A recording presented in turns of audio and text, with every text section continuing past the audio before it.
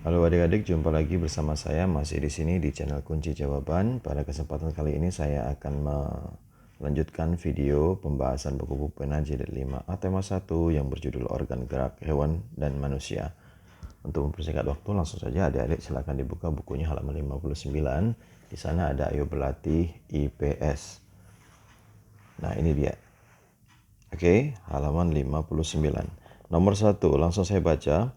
Mengapa Indonesia disebut sebagai negara maritim? Jawabannya adalah karena Indonesia memiliki wilayah perairan yang luas. Nomor 2, apa saja mata pencaharian masyarakat di sekitar perairan? Jawabannya adalah nelayan, petani garam, petani kelapa, pembudidaya mutiara, pedagang, dan pemandu wisata. Nomor 3, bagaimana cara kita ikut berperan dalam menjaga kelestarian kekayaan laut dan sumber daya alam Indonesia? Jelaskan jawabanmu. Upayanya banyak dan bervariasi adik-adik. Bisa jadi jawaban kita mungkin sedikit berbeda. Yaitu dengan menangkap ikan menggunakan peralatan yang ramah lingkungan. Saya ulangi, dengan menangkap ikan menggunakan peralatan yang ramah lingkungan. Seperti jala, pancing, begitu ya adik-adik ya. Kemudian tidak membuang sampah di laut, tidak menangkap ikan dengan bom atau pukat harimau. Satu lagi, tidak mengeksploitasi kekayaan laut secara besar-besaran.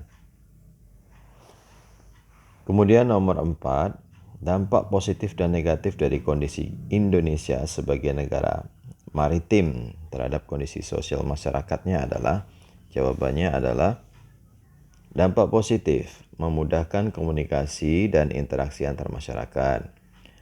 Kemudian pengaruh budaya yang baik dari dalam atau luar daerah sehingga memperkaya keragaman budaya. Sedangkan dampak negatifnya adalah hilangnya budaya asli karena tergerus oleh budaya luar, munculnya budaya-budaya baru yang belum tentu sesuai dengan budaya setempat.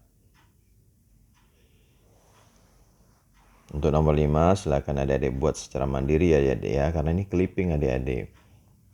Jadi harus membuatnya dengan mencari informasi dulu terus mengguntingnya. Namanya juga clipping ya.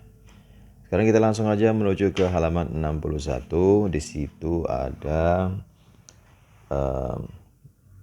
ini diminta untuk menuliskan bunyi dari sila ke-1, ke-2, ke-3, ke-4 dan ke-5.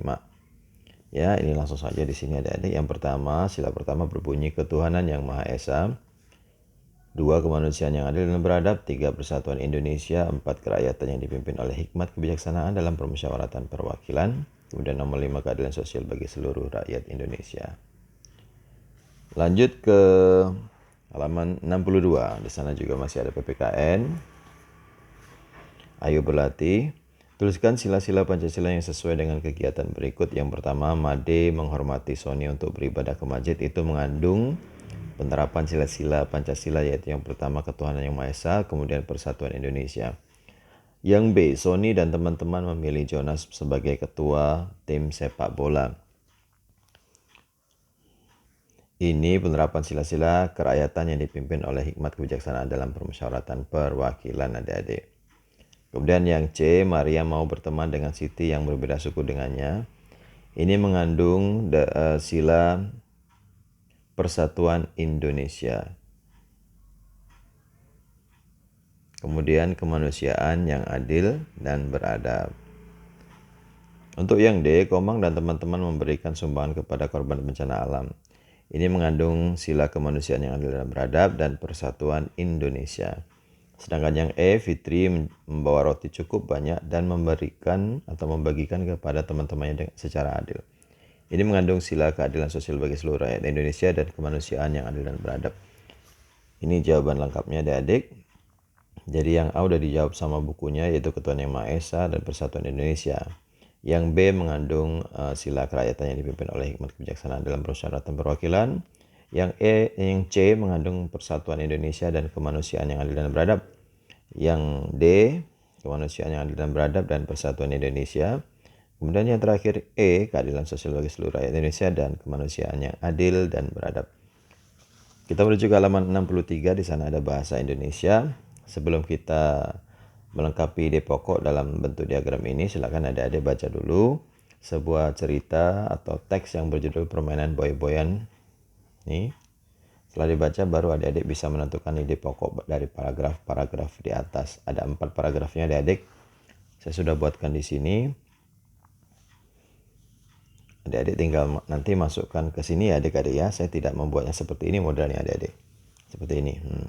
Nanti adik-adik paragraf pertama, permainan boy-boyan yang berasal dari Pulau Jawa. Silakan adik-adik tuliskan di sini.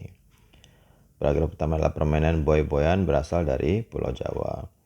Paragraf yang kedua adalah permainan boy-boyan dimainkan oleh 2 kelompok. Kemudian paragraf yang ketiga, cara memainkan permainan boy-boyan.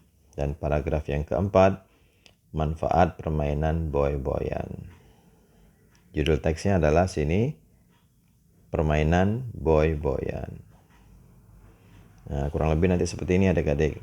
Paragraf pertama, ide pokoknya permainan boy-boyan berasal dari Pulau Jawa. Paragraf kedua, permainan boy-boyan dimainkan oleh 2 kelompok. Paragraf ketiga, cara memainkan permainan boy-boyan. Dan paragraf keempat, memainkan permainan boy-boyan. Ini paragraf ketiga. Cara memainkan permainan boy-boyan juga bisa diganti dengan aturan permainan boy-boyan. Silakan adik-adik pilih sendiri. Dua-duanya bisa adik-adik. Kemudian kita menuju ke halaman 66. Di halaman 66 ini ada IPA adik-adik. Ini dia. Lengkapilah ciri-ciri dan penyebab penyakit atau kelainan otot berikut. Ada atrofi, kaku leher, dan tetanus. Oke, saya sudah tuliskan di sini. Untuk yang atrofi, ciri-cirinya adalah otot mengecil, lemah, dan menurunnya fungsi otot. Penyebabnya adalah makanan yang buruk, sirkulasi udara yang buruk, dan otot tidak digunakan. Terkena penyakit yang merusak sel saraf otot. Itu penyebab-penyebabnya. Sedangkan untuk penyakit kaku leher, ciri-cirinya adalah sakit pada otot leher. Kemudian penyebabnya adalah cedera otot, infeksi meningitis, kelainan anatomi tulang belakang karena salah gerak. Kemudian untuk penyakit tetanus, ciri-cirinya adalah kejang atau otot kaku. Penyebabnya adalah infeksi bakteri Clostridium tetani. Oke, kemudian di sini silakan adik-adik cari gambar penyakit dan kelainan di atas ya adik-adik ya. Kemudian di print dan ditempelkan. Presentasikan di depan kelas dengan percaya diri. Kemudian ke halaman 67 ada ayo berlatih bahasa Indonesia. Di sini sebelum kita disuruh untuk menentukan ide pokok setiap paragraf, buatlah dalam bentuk tabel atau diagram pohon. Adik-adik silakan baca dulu nih sebuah teks yang berjudul osteoporosis. Oke, kalau sudah, baru ini adik-adik. Ini judulnya osteoporosis. Kemudian paragraf pertama adalah pengertian penyakit osteoporosis. Paragraf kedua adalah perbedaan antara tulang normal dan tulang osteoporosis. Paragraf ketiga, ide pokoknya adalah faktor penyebab terjadinya osteoporosis. Diagram pohon bisa seperti ini ya adik-adik, atau adik-adik bentuknya juga seperti ini, sama saja. Silakan adik-adik mau pilih yang mana, yang bentuk seperti ini atau seperti ini. Atau tabel tadi. Sekarang kita menuju ke halaman 68, di sana ada SBDP. Ada SBDP, ini dia, ayo berlatih, bacalah komik berikut dengan saksama, lalu kerjakan soal-soalnya. Yang A, banyaknya frame dalam komik. Di samping adalah frame itu yang kotak-kotaknya itu ya adik-adik ya. Kita hitung 1, 2, 3, 4, 5, 6. Ada 6 frame adik-adik. Jawabnya adalah 6. Yang B, banyaknya balon kata dalam komik. Di samping adalah jawabnya 13 balon kata. Yang C, judul komik di samping adalah transportasi kejutan. Kemudian yang D, komik di samping menceritakan tentang, jawabannya adalah alat transportasi pesawat dan kereta api. Alat transportasi pesawat dan kereta api. Yang lebih luasnya sih alat transportasi ya, tapi di sini saya tambahkan pesawat dan kereta api karena yang dijelaskan alat transportasi di komik ini adalah transportasi pesawat dan kereta api.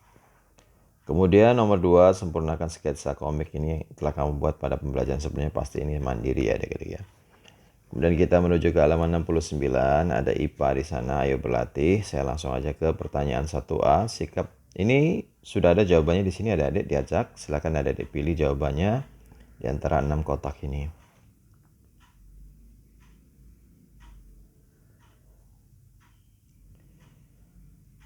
Oke. Yang pertama, A. Sikap tubuh titik-titik saat menulis membuat punggung menjadi sakit. Jawabannya adalah membungkuk. Ini. Kemudian B. Kekurangan fosfor, kalsium, dan vitamin D mengakibatkan. Jawabnya adalah rakitis. Sinar matahari pagi sangat baik ini ya, sangat baik untuk kesehatan. Jawabnya adalah tulang. Kemudian upaya yang dapat dilakukan untuk menghindari skoliosis adalah duduk tegak. Yang E, sikap tubuh membungkuk saat membaca dapat mengakibatkan kelainan tulang, yaitu jawabnya kifosis. Kemudian Sony anak yang rajin, dia belajar dan mengerjakan tugas setiap hari. Namun Sony memiliki kebiasaan buruk seperti gambar di samping adik-adik. Sony gemar duduk dengan tubuh membungkuk. Menurutmu apakah sikap duduk Sony sudah tepat? Hal apa yang dapat terjadi jika Sony terus duduk seperti itu? Presentasikan penyebab-penyebab kelainan tulang tersebut. Oke, jawabannya adalah sikap duduk Doni tidak tepat. Sikap duduk seperti itu dapat menyebabkan kelainan tulang punggung membengkok ke belakang atau kifosis.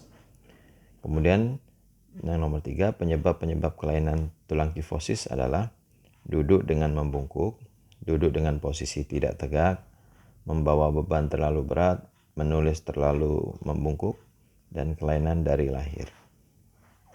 Ya adik-adik, saya rasa sampai di situ aja perjumpaan kita kali ini adik-adik. Semoga bermanfaat. Jangan lupa untuk diulang-ulang ya adik-adik ya. Kemudian terima kasih sekali bagi yang sudah subscribe channel ini. Semoga channel ini makin banyak subscribernya, dan yang belum subscribe silahkan di subscribe jika menurut Anda bermanfaat. Kemudian jangan lupa di like, di komen, dan di share kepada teman-temannya yang masih mengalami kesulitan untuk membahas buku atau mengisi buku pena jilid 5A tema 1 organ gerak hewan dan manusia. Terima kasih dan sampai jumpa.